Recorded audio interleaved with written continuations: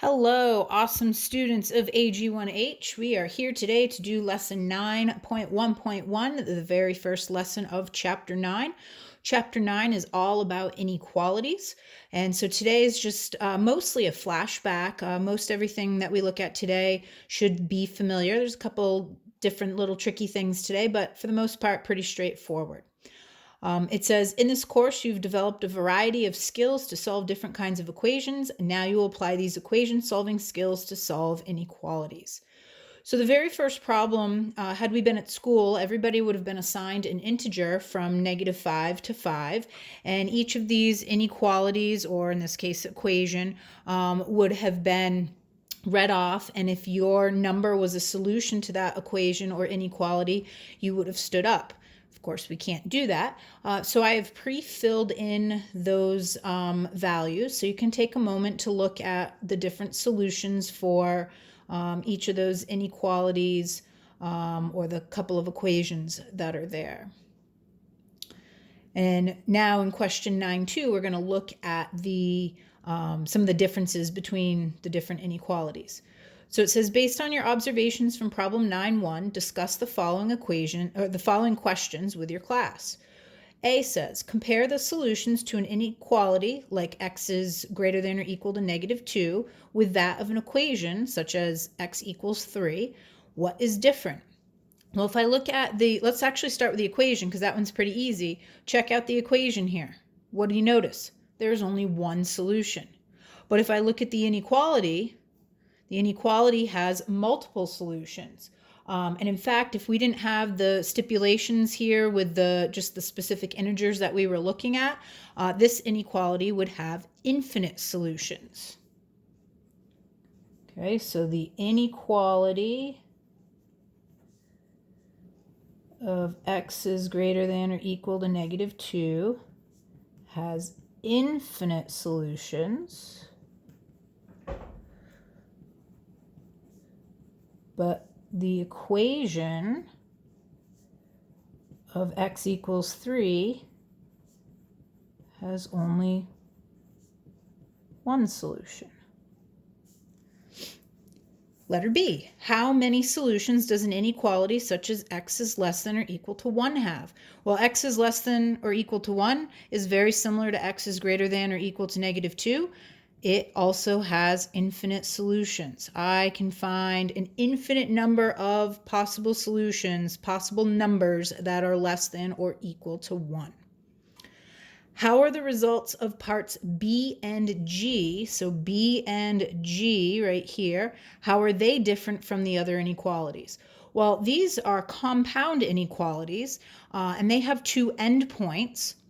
So that means they don't extend infinitely in one direction, but they do have an infinite number of solutions in between these two boundary points.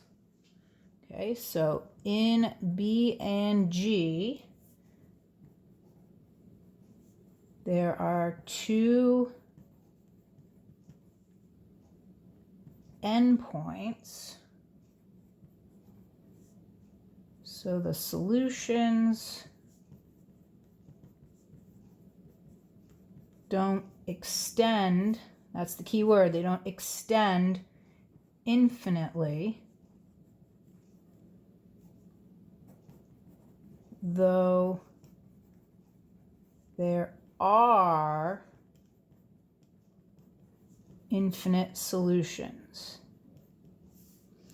What about the result of part F? So part F, right here, this one looks a little bit different. There's an or in here. So it means x is less than or equal to 1. So that means any number less than 1. And then or it can be x is greater than or equal to 5. So any number 5 or greater. That means anything in between 1 and 5 are not solutions. Okay, so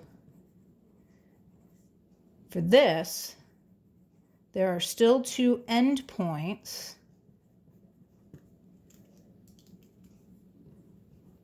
and it extends infinitely in opposite directions. We will see an example of what that looks like in this in 9.3 here in just a moment. All right. So 9.3, write an inequality that represents the solutions shown on each number line below. So hopefully you remember the filled in circle means you include the value. The open circle means you do not include it. So for this one, 1 is a solution.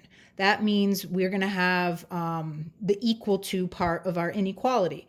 And since it's going to the right, we want all the numbers larger than or equal to 1. So x is greater than or equal to 1. When we look at B, it's an open circle. That means -1 is not a solution, and we want everything less than -1. So x is less than -1. Not equal to, though, because it's an open circle. Letter C. This is the one that we were just talking about. This is very similar to F from up above, where it goes into opposite directions. So we know, we've got that open circle there, x is less than -3, or, and you need to have that word or there. So x is -3, which is this part of it, or x is greater than or equal to 2. So you must have the or. This one here, this has 2 endpoints, 2 boundary points, just like the other one. But instead of it going in opposite directions, the 2 endpoints are actually connected to make a line segment. So this one really is x is greater than -4 and x is less than or equal to 2. Now, typically we don't write it like that. We don't use the word and, but I did want to point out the difference between the or, what the ones with the or looks like versus the ones with the and. The ones with the and you actually write as a compound inequality, like up here in B and G. Those two would look like this, creating the line segment. So to write the compound inequality, you'd list your smallest number first. It would be less than, whoops, not the equal to. Okay, so -4 is going to be less than x, right? Because if I read it back the other way, this would say x is greater than -4, which is what we wrote up here. And then x, we know, is less than or equal to 2. It still looks like it's equal there. There. So this is the correct way to write the inequality here. Like I said, you aren't typically going to write the and, you're going to write it as a compound inequality. Okay?